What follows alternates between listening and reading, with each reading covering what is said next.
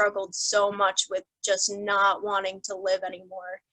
And I just was emotionally and spiritually bankrupt at that time. And I truly don't think that if I had been given this gift of desperation that I would be able to be in the position I am today. So I'm super grateful for that. I ended up coming back up to upstate New York, and I was just so sick of living how I was living. I was just pretty much just walking around in a corpse. So I came back up here, and the only thing that I really knew, I had that seed planted that I should go to meetings. So I started going to meetings, and I had this humbling experience of losing everything. So I was riding my bicycle to local meetings. In the second meeting I went to, I just opened my heart, and I'm usually not the person to like share completely like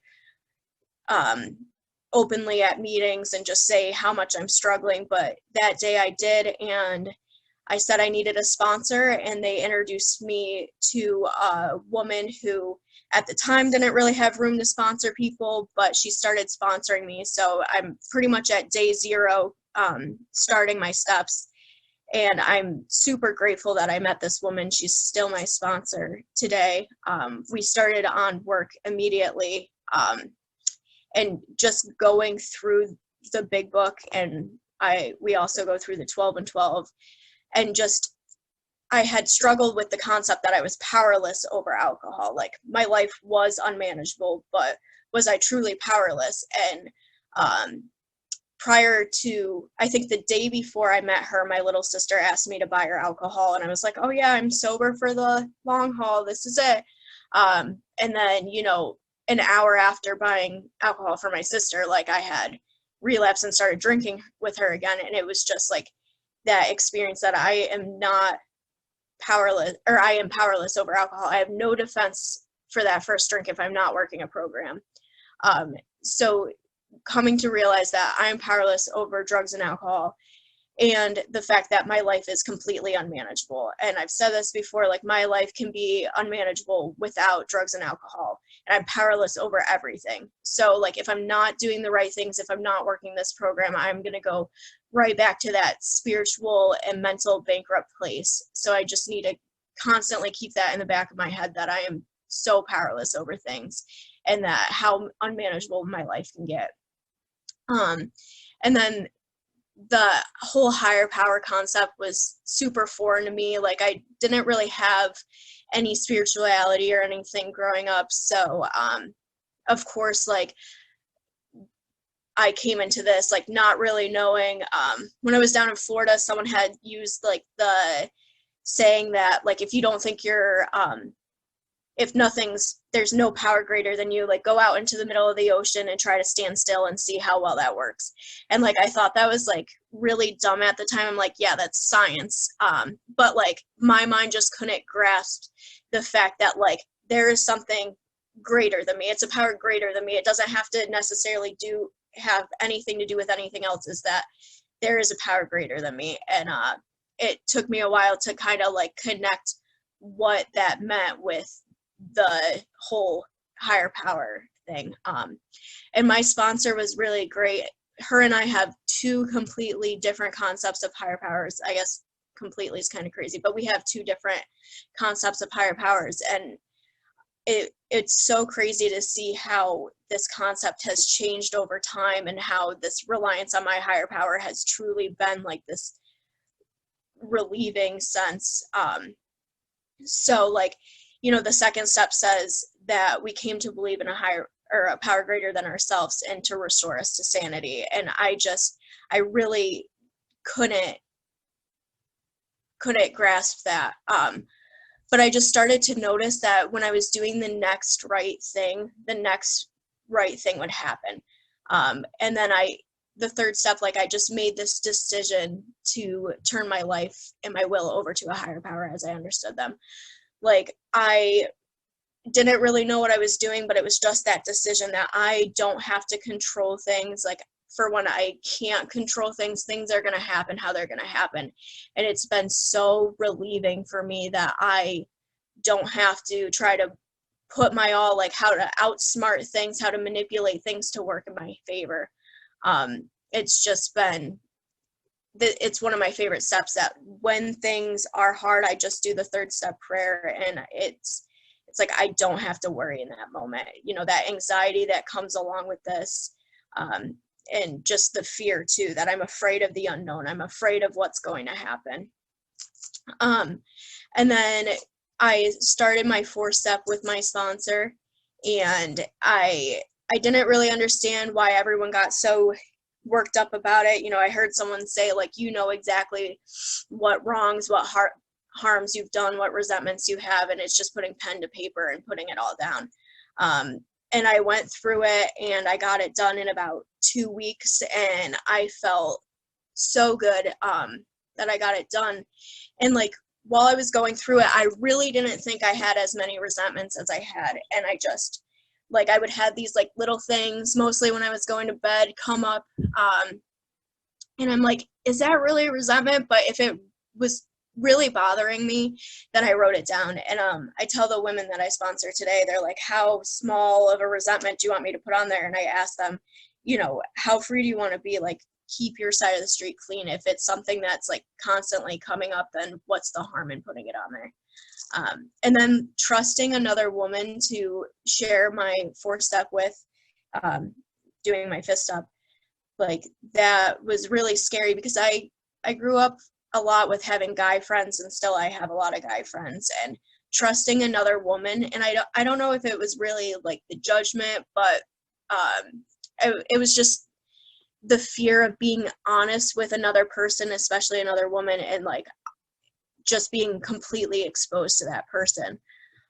But it was truly like weight lifted off my shoulders as soon as I was done with that. Like I don't know, I had felt like this spiritual warmth. I think that was like my real first time feeling my higher power in that room, and being able to see my patterns and see what I did and what the cause of my parts and what it affects.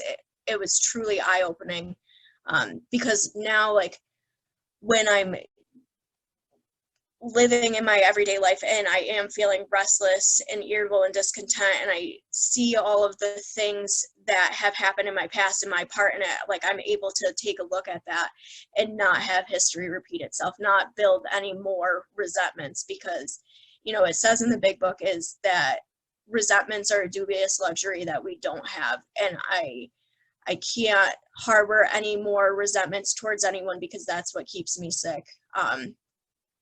And being able to identify my character defects and being able to ask my higher power to remove those, and they come up in different ways. And it says in the 12 and 12 that we're not rendered white as snow. Like, I'm not going to be perfect. I'm not going to just wake up one day and all my character defects are going to be gone and I'm able to just, you know, live this perfect life. They come out in different ways and they're removed at different times, and it's just about acknowledging the fact that I have those and these patterns and all of that. So, like, because of these character defects, I've harmed so many people that I didn't really even realize that I was harming. And now, even like when I'm living my life, like, I'm seeing all these harms that I didn't necessarily acknowledge when I first got sober, and it's just being more conscious of my decisions and my behaviors and everything like that. When I first got sober, I had this really bad falling out with my grandma, and I didn't know if it was going to be able to be mended. It was just not good at all.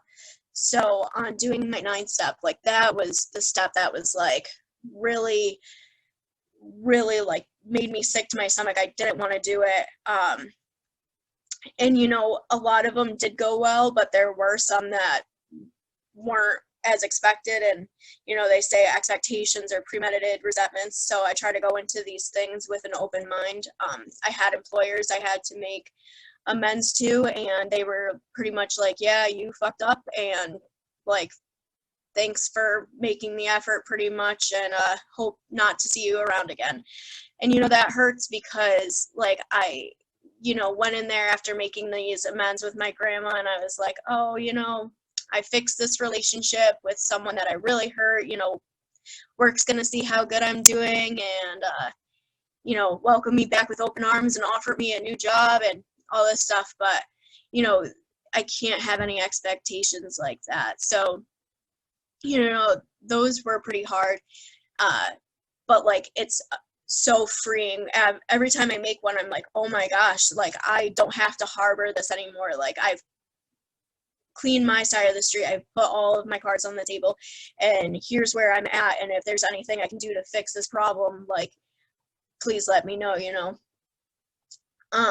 And then like also, that brings you to your 10th step is like, when you're wrong, you're probably admitting it. You're not making these new harms. Well, you're trying not to. So I come across this step a lot when I'm at work.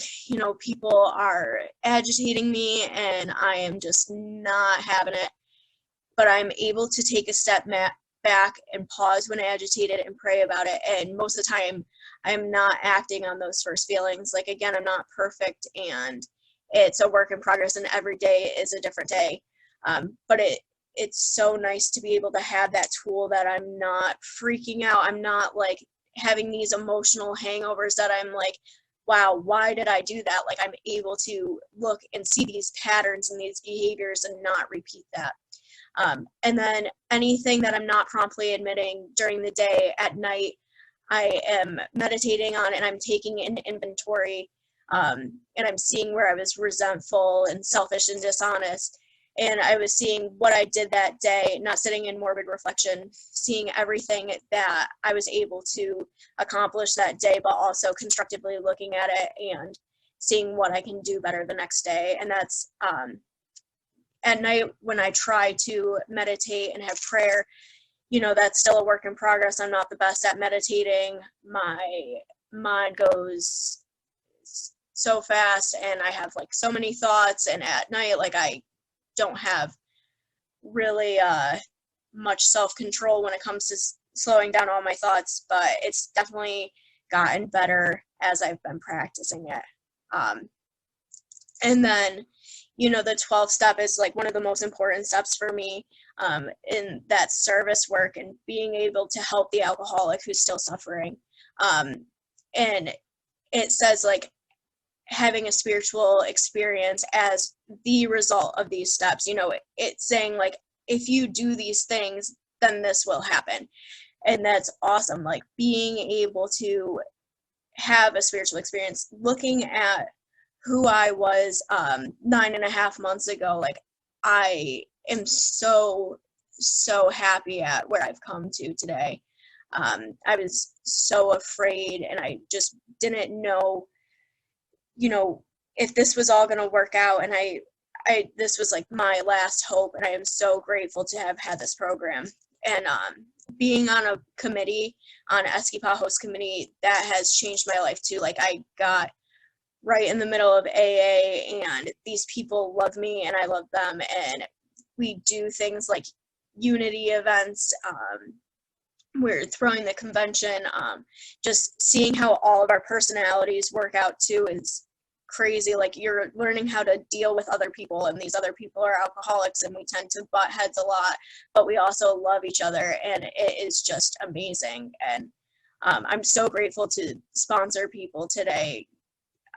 When my sponsor used to tell me like, you don't know how much you helped me, like I really didn't understand what she meant, but every time I work with someone else, like I just feel so much better. It's getting out of self that makes me super happy to be in this program, to give away what was so freely given to me.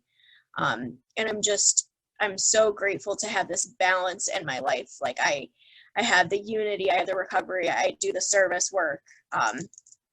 And like, if you don't know what to do when you're new in this program, you just ask someone and they'll give you like a service position in your home group, and it just gives you this sense of purpose, like the sense of belonging. Growing up, I never felt like I belonged to something. I didn't feel like I was important or that I had a purpose or anything like that. And now I know where I'm at, and it's just amazing. I'm so grateful to have this fellowship today. I'm so grateful to have found Alcoholics Anonymous. And I think that's been about 20 minutes. So thanks for letting me share.